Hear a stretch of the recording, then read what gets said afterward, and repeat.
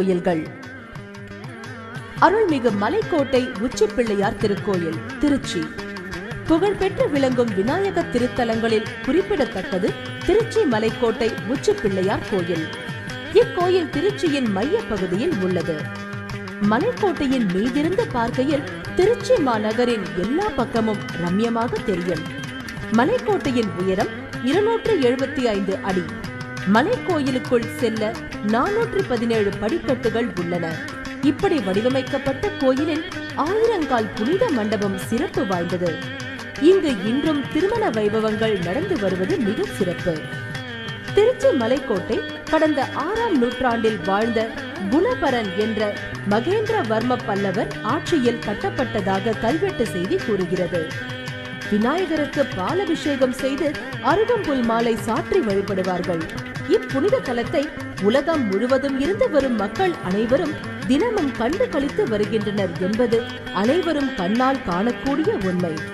அப்பர், ஞானசம்பந்தர், மாணிக்கவாசகர், தாயுமான அடிகள் ஆகியோரால் பாடல் பெற்ற இக்கோயிலின் கட்டுமான பணி மிகவும் வியப்பிற்குரியது. இக்கோயிலில் குடைந்தெடுக்கப்பட்ட 2 குகைகள் உள்ளன. மேல் குகையில் கிரந்தத்திலும் தமிழிலும் கல்வெட்டு செய்திகள் உள்ளன. கீழ்குகையில் 104 செய்யுள்கள் அந்தாதியாக உள்ளன. தல வரலாறு.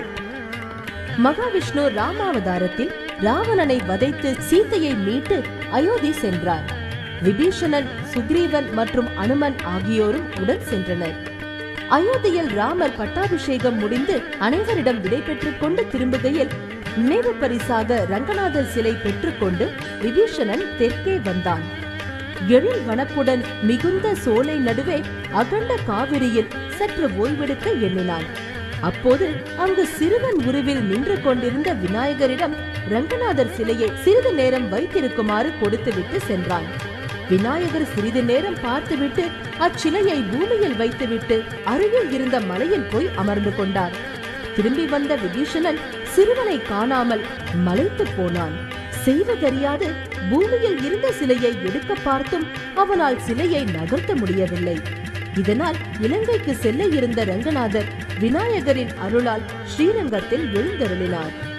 தான் சிலையை கொடுத்த அந்த சிறுவன் மலையில் அமர்ந்திருப்பதை பார்த்த விபீஷணன் கோபமடைந்து விநாயகர் தலையில் ஒரு குட்டு வைத்தான் என்பது வரலாறு.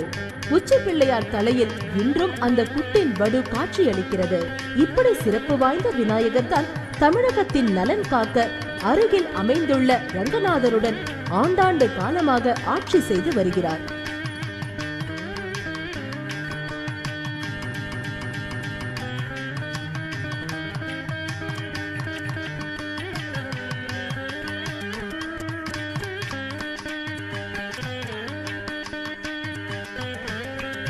அருள்மிகு மணக்குள விநாயகர் திருக்கோயில், புதுச்சேரி.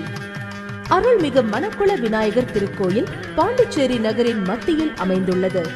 அகில இந்திய அளவில் விநாயகருக்கு கோபுரம் முழுக்கவே தங்கத்தால் வேயப்பட்ட கோயில் இந்த கோயில் மட்டுமே. உற்சவர் வில் புருவமும் 3 பதமாகவும் நிற்கிறார். வேறு எங்குமே பார்த்திட முடியாத சிறப்பு இது. விநாயகருக்கு இத்தலத்தில் மட்டும்தான் திருக்கல்யாணம் நடக்கிறது. இங்கு சித்தி புத்தி அம்மைகள் மனைவிகளாக உள்ளனர். சிவத்தலங்களில் இருக்கும் நடராஜரை போல நர்த்தன விநாயகர் இங்கு இருக்கிறார். விநாயகர் தலங்களில் பள்ளியறை இருப்பது இங்கு மட்டுமே.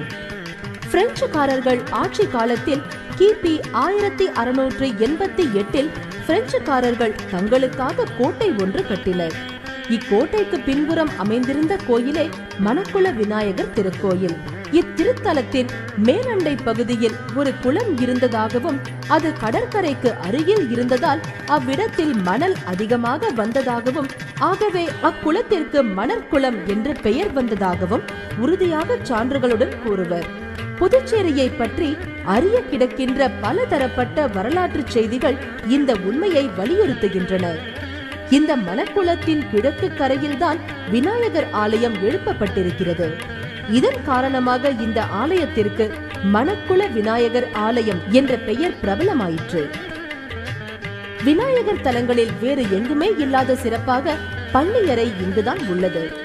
இங்கு பள்ளியறையில் விநாயகரோடு உடன் இருப்பது அவரது தாயார் சக்தி தேவியார் ஆவார். தினமும் நைவேத்தியம் முடிந்தவுடன் விநாயகர் பள்ளி அறைக்கு செல்வார். இதன் அடையாளமாக பாதம் மட்டுமே இருக்கும் உற்சவ விக்கிரகம் கொண்டு செல்லப்படுகிறது. கிணற்றின் மீதுதான் மூலவர். தற்போது மூலவரான மணக்குளத்து விநாயகர் இருக்கும் பீடம் இருப்பதே நீர்நிலை அமைந்துள்ள ஒரு கிணறு அல்லது குளத்தின் மீதுதான் என்பது இத்தலத்தை நன்கு அறிந்த பலருக்கும் தெரியாத செய்தி. பீடத்தின் இடப்பக்கம் மூலவருக்கு மிக அருகில் அரை அடி விட்டத்தில் ஒரு அழகான குழி செல்கிறது. அதில் தீர்த்தம் உள்ளது.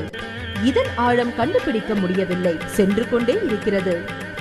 இதில் வற்றாத நீர் எப்போதும் உள்ளது. இது முன்காலத்தில் இருந்த குளமாகவும் இருக்க வாய்ப்பிருக்கிறது என்று கூறுகிறார்கள். விநாயகர் சதுர்த்தி இத்தலத்தில் மிகவும் விமர்சையாக கொண்டாடப்படும். அது தவிர ஆங்கில புத்தாண்டான ஜனவரி 1 தேதி அன்றுதான் இத்தலத்தில் பிரம்மாண்டமான அளவில் பக்தர்கள் கூடுவார்கள். புது வருடம் பிறக்கும் அந்த நாளில் மணக்குள விநாயகரின் திருமுகத்தை தரிசிக்க அவரின் ஆசையோடு அந்த புது வருடத்தை ஆரம்பிக்க வேண்டும் என்கிற ஆவலில் இத்திருத்தலத்தில் லட்சக்கணக்கில் பக்தர்கள் கூடுவது வழக்கமாக இருக்கிறது. இது தவிர மாதந்தோறும் சங்கடஹர சதுர்த்தியின் தினத்தின் போது மூலவருக்கு அபிஷேக ஆராதனைகள் மிக விமர்சையாக நடக்கும். அப்போது ஆயிரக்கணக்கில் பக்தர்கள் கலந்து கொள்வர். மேலும் வருடத்தின் மிக முக்கிய விசேஷ நாட்களான தமிழ் புத்தாண்டு தினம், தீபாவளி, பொங்கல் ஆகிய தினங்களிலும் கோயிலில் மூலவருக்கு விசேஷ அபிஷேக ஆராதனைகள் நடைபெறுகின்றன. அப்போது கோயிலில் பெருமளவில் பக்தர்கள் கூடுவார்கள். செண்பக விநாயகர் கோயில், சிங்கப்பூர். செண்பக விநாயகர் கோயில் சிங்கப்பூரில் கடற்கரையை ஒட்டிய காத்தோங் என்னும் இடத்தில் அமைந்துள்ளது. கோயிலில் மூலவராக விநாயகரும், வலது பக்கம் சிவலிங்கமும், இடது பக்கம் மனோன்மணி அம்மையும் இருக்கிறார்கள். ஆலயத்தில் சுற்று வட்டத்தில் வள்ளி தெய்வானையுடன் முருகன் தனி மண்டப ஆலயத்தில் இருக்கிறார்கள். திருச்சபை மண்டபத்தில் நடராஜரும் சிவகாமி அம்மையும் வீற்றிருக்கிறார்கள். பைரவர் பஞ்சமுக விநாயகருடன் உரைகிறார்கள். ராசகோபுரத்தில் விஷ்ணு, விநாயகர், முருகன், சிவன், அம்பாள், பிரம்மா என 159 சிலைகள் இடம்பெற்றுள்ளன.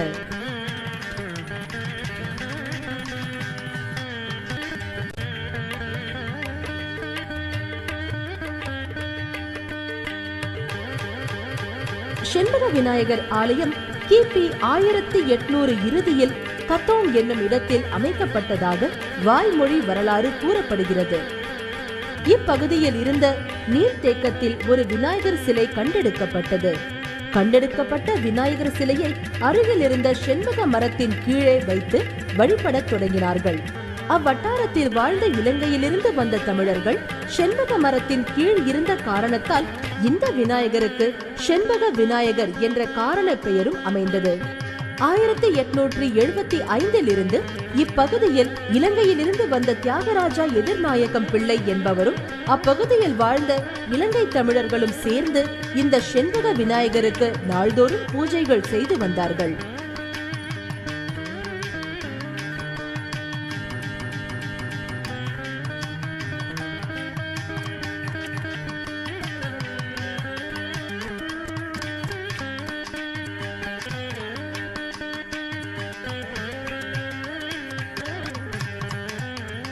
இந்த கோயிலில் பொங்கல், சங்கடஹர சதுர்த்தி, பிரதோஷ விரதம், கார்த்திகை விரதம், சித்ரா பௌர்ணமி, திருவிளக்கு பூஜை, மகோத்சவம், பைரவர் பூஜை, ஆடி வெள்ளி, நவராத்திரி, கந்த சஷ்டி, விநாயகர் சதுர்த்தி போன்ற சிறப்பு விழாக்களும் பூஜைகளும் நடைபெறுகின்றன.